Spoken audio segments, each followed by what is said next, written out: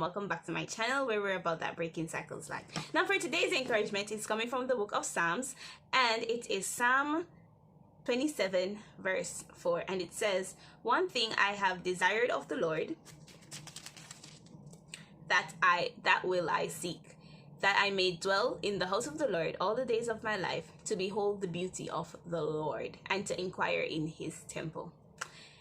Now when I first became aware of this verse, it was exactly what I was feeling at the moment. I was like, wow, this really embodies how I felt, because I think I became aware of this verse around like 6-7 months, maybe a year into my reconsecration, and I just grew that much love for God that all I wanted to do was just to be at his feet forevermore. Like, I didn't care about mansions, I don't care about the fruits, I still don't care about all those things, all those things that heaven says that it's there.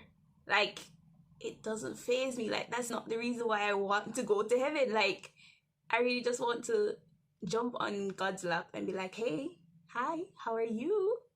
I love you. And just remind him every day how much I love him, So so like when I first got a hold of this scripture, I was like, yes, David, you know how I'm feeling right now. And I want every single person to feel this way, because this feeling, this friendship that I've grown with God, it's amazing. Like, guys, really, it's really amazing, because to know that someone, even though they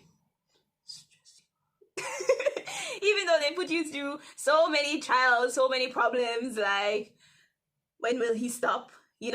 But it all works out for your good, right? And you see how this friend is really a friend, because whatever they're doing for you, it may look as if it's against you, but honestly, it's working in your favor. And what more can you really ask for from a friend? Because that's really what you would desire in a friend. And we can even use the parent-child analogy. There are many times when your parents are doing things and you're like, you as a child, you're like, I don't understand why this is happening. Usually in our teenage years, that we argue a lot with our parents, right? I know, don't lie to yourself, we all do it, okay? So in our teenage years, we're always battling with our parents, wondering why, all of this, all of that. And then when we get into our 20s, we're like, oh, that's why they said that. That's why they did this. And if you're like me, like, as I'm growing older, like, the more I'm clinging to my mother so much more than how I was when I was a teenager, right? Like, we literally talk about everything. And she's my best friend on earth, right? So it's just that, it's basically that level of friendship that you would have with someone, because once you start to love someone, right, you find another human that just understands you. And even though you guys may argue at times in your life, this person just feels like they should just always be there. And even though you guys fight, you just always want to be in their presence. You always want to talk about things. What are they thinking about? You want to know them more. And it's the same thing with God. Like, guys, when we start, it's not your relationship with God, guys. It's not just, oh, do this, do that, do this, do that, do this, do that. No. He wants to be your friend. He wants to be your friend. He's not a slave master over you telling you, do this or you'll die or anything. No, he simply wants you to be his friend.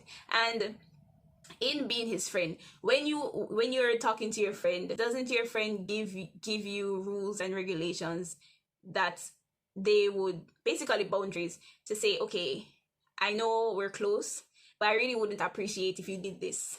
I really wouldn't appreciate if you did that, right? And you as a friend, you'll be like, oh, okay.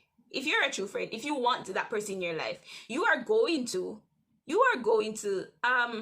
respect those boundaries, yes or no? You will, because you want that person in your life. And if it is that the person says, okay, what you're doing right now is offending me, or what you're doing right now, I don't necessarily like it, please stop, or please do fix something about it, or explain to me why it is you're doing this, then if you want this person as your friend, you are going to make amends, because friendship is not just, oh, I am like this, you should just accept me as I am. Really, it's really not. Friendship is improvement from both parties, right?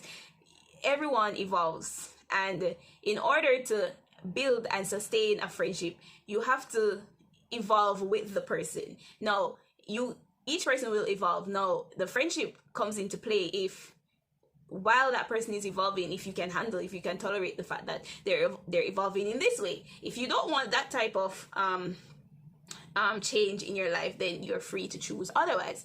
If you want it, then you change with the person. Likewise, the person will have to change with you, right?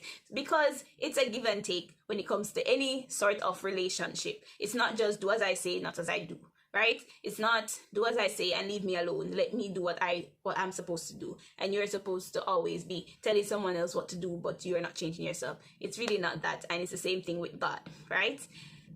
God knows what's best for us, and He is our friend. The thing about this friend is that He's the one that created us, and He knows the future from the past, right? He knew you inside and out. He knew that at this point in my life I'd be doing this compared before I was even formed in my mother's womb. You understand? So this friend is the friend that I think we should all cling to, because he knows our future, right? And he knows what's best for us, and he will not do something to hurt us intentionally, right? It may seem like a hurt. It may seem like hurt, guys, but in the end, it will all be for our benefit. Hard lesson to learn, but yeah, it's all for your benefit, guys. It's all for your good in the end.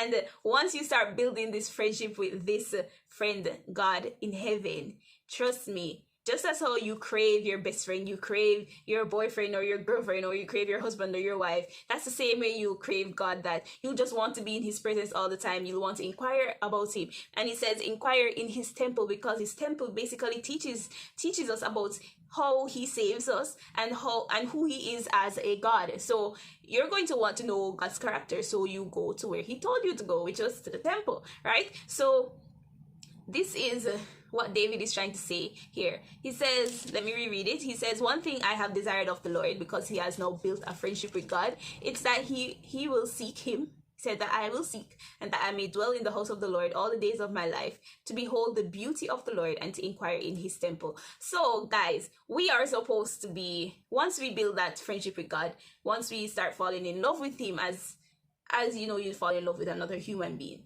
it's just the way you're going to want to crave Him more. You're going to want that when you go to heaven, you're not going to be concerned with everything, all the material things that are in heaven. You're just going to want to be in God's presence. And that's literally my prayer every day. Like, really, literally, guys. I really am just concerned about going in His lap and be like, hi. All the days of my life, like, hi, how are you? Just annoying Him, you know? Like when I annoy my mother on a daily basis when I'm home with her. Yeah, she's tired of me, guys. Just the truth. But she loves me. I think. I'm joking, she does. she does. But like, I really annoy. If I really love you, I annoy you.